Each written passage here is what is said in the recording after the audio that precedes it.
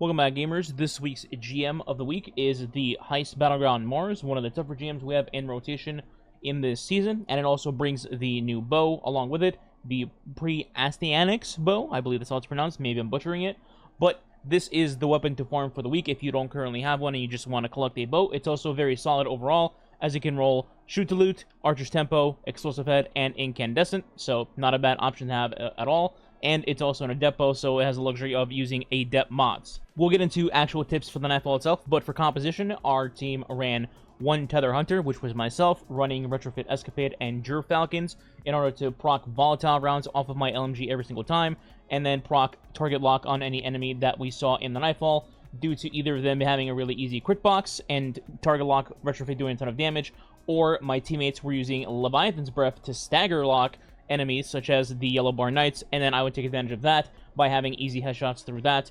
And also Retrofit just rips apart lots of ad waves due to the non-stop volatile rounds through my invisibility. My teammates were running Well of Radiance, both of them. We only had one Cenotaph, and that worked out fine. You could also opt to run two just to have even more heavy ammo flowing around, but I don't think it's entirely necessary.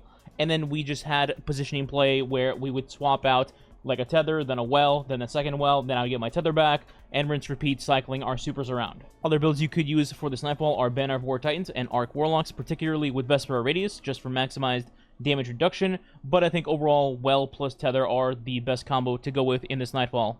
Now, as for explaining why we're using the weapons that we are, like I mentioned earlier, I had Retrofit and my teammates had Leviathan's Breath. There's a couple of reasons for it. First off, it's Void Surge for the GM naturally, so Void weapons will shine automatically. Then it's also Overcharged Machine Gun, so you can use things like Retrofit with Jur Falcons on a Hunter, or even something like Commemoration on different classes that are not Hunter. Retrofit is there to shred through enemy waves as well as champions, while Leviathan's Breath has a slightly different job to do in this Nightfall. Leviathan's Breath on its own is just a nuke cannon of a shot, does tons of damage, and is a very solid weapon to use for Void Surge, but also, and maybe even more importantly, it stagger locks literally everything in this GM. Champions, the Yellow Bar Knights that spawn, like the one at the beginning for the flag portion, and it does include also staggering the boss himself at the end of the strike. So we'll get to that in a second, but that is the weapon choices I'd recommend using. Let's get into the actual Nightfall tips. Starting off right at the beginning, the first thing you want to do is just completely ignore everything. That's right. Just ignore everything. Run through the Thrall and the Acolytes, and just ignore them, don't touch them at all, and run straight to the C flag. The reason for this is because if you don't touch any of the enemies and don't kill anyone, the additional ad waves are not going to spawn in, and you can actually just break the mold that is on the C flag, and then the flag will start capping itself, and you're going to avoid the taken portion of this first outside arena entirely. Additionally, once that C flag is almost capped at about 90%, you can also line yourself up with the spawn point of the Yellow Bar Knight, and then from there, you can just spawn kill him by stagger locking him with your Leviathan's Breath, / your LMG combo if you're a hunter using Retrofit for volatile rounds. So this will allow you to skip the waves for the C flag and just nullify the Taken entirely. It also helps you not fight as many champions in this portion as you normally would, as the Taken unstops will not be there at all. Then you can spawn kill the Yellow Bar Knight immediately, so he doesn't run around rampant just shooting you non-stop, and then you can focus on the next two flags immediately after. Also, for anybody curious at home, by doing this strategy and skipping the Taken champions, you still keep your platinum intact, so don't worry about that. As long as you kill all the champions that you do see along the way, you will still get platinum at the end. After dealing with the Yellow Bar Knight, your next primary goal is going to be capping the B flag. Now, at this point, you can start breaking the mold on that, and then try to make as many orbs as humanly possible through the Thrall that are going to be coming into the waves from the beginning that you just ignored, and make orbs off of them. Ideally, you want to get your super, whether it's Tether or Well or both, by the time you kill them and the Unstoppable Ogre that will be naturally spawning into the arena for the B flag.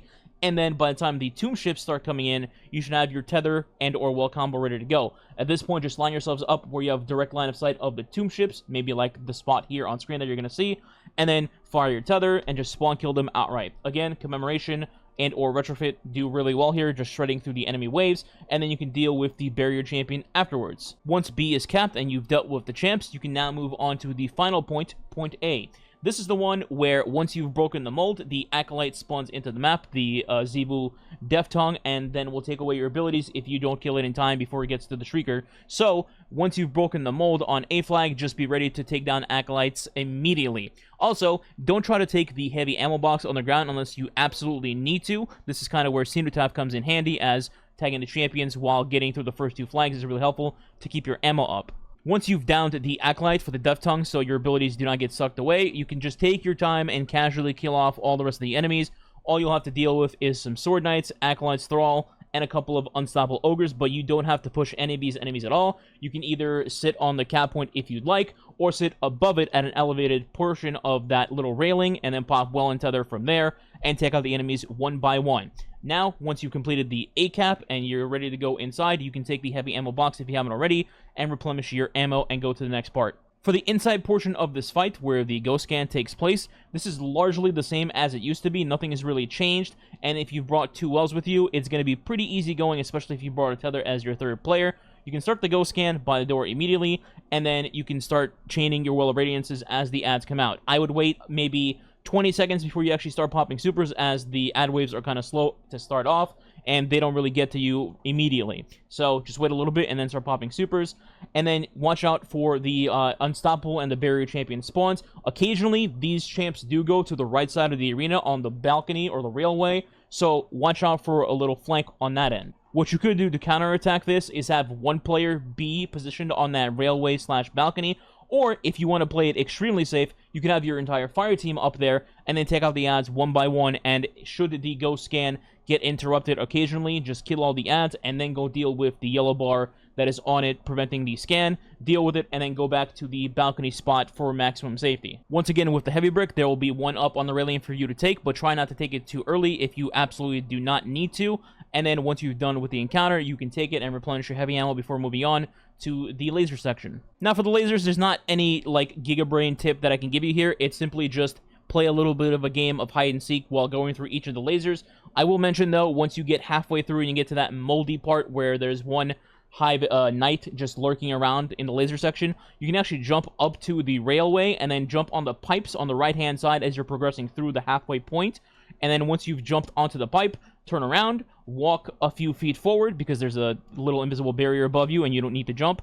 Once you walk forward, then you can jump up, and then bam, you're at the very top already and have skipped the second part of the laser portion here. Next up is actually opening the door to the boss room. In this part, you just have your team split up with one player going to the right-hand side and the other 2 going above where the relic is to get that one, so you can start chain opening the door. It's similar to the Europa Battlegrounds where you just use 2 relics, and as long as you don't waste ammo, you will have it opened immediately. Now, the reason why the 3rd player goes by themselves on the right side is because there's no enemies there, and then you just take the little elevator up, get the relic, and bam, you're done. The other 2 players can start killing the thralls / acolytes that try to get into the room from the top at a very safe distance, and have halfway of the door done by the time that your 3rd player gets back. Now for the boss room, like I mentioned at the beginning of the video, I am personally not a fan of using the cheese. You can if you'd like, if you're just trying to get your clear in, or if you want to farm the bow and you want to be extremely safe.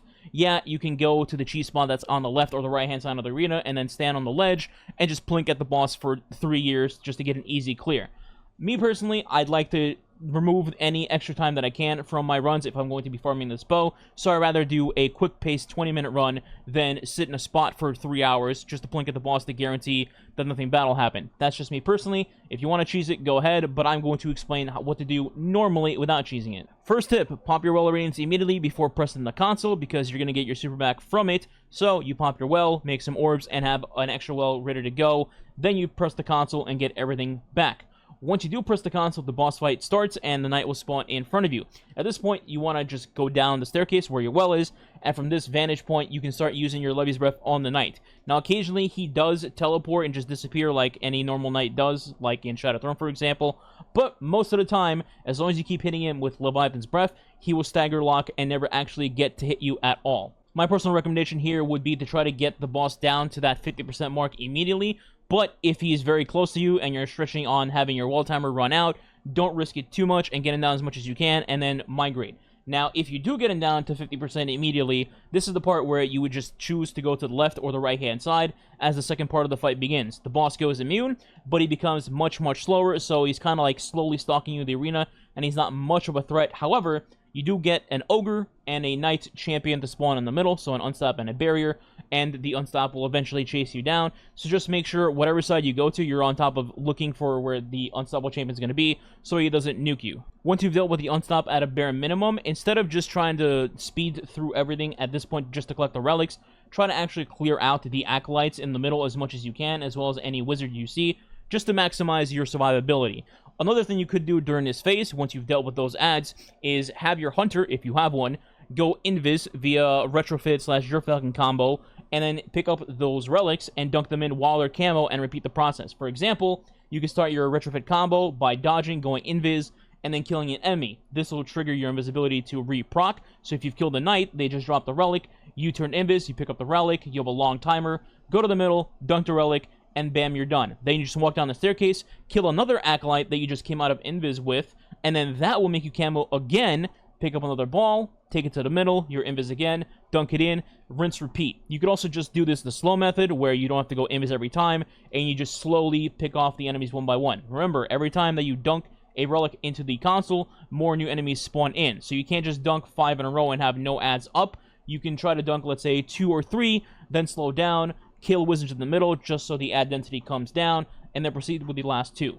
Now, as you're dunking relic number 5, you got to make sure of a couple of things. First up, hopefully you have at least 1 of Well of Radiance ready to go.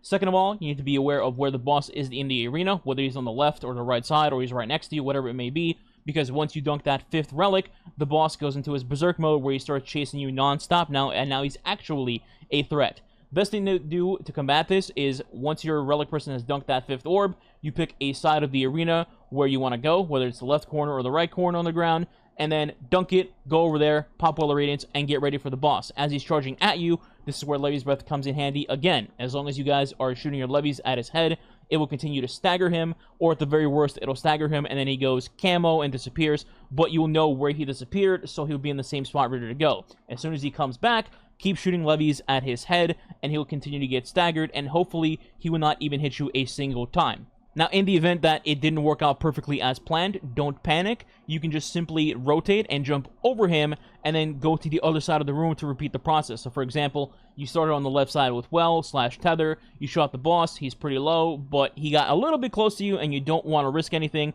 Just migrate to the opposite end of the arena now, so you go to the right side, and you repeat the process. The boss will be running at you in a straight line, so there won't be any, like, line of sight difficulty going on or anything, and then you just continue the process from there with levies. And that is essentially the process for the phase 2 of the boss fight. The only thing you really have to worry about other than the boss in this portion is just killing off that final Hive Knight that was there from a relic spawn, just so he doesn't boomer you from behind.